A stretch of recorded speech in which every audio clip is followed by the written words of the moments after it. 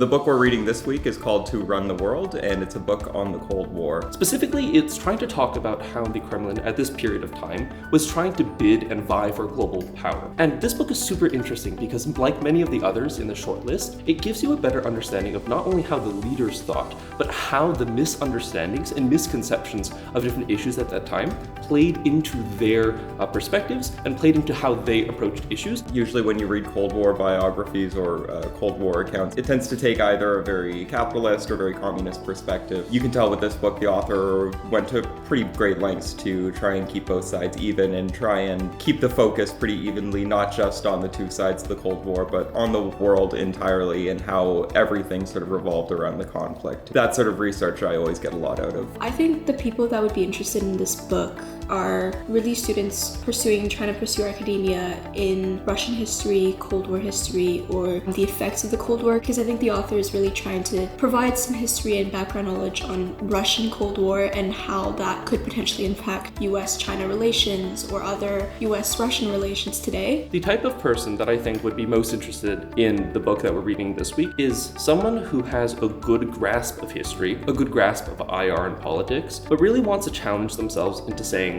perhaps there were small historic details that need to be elaborated upon.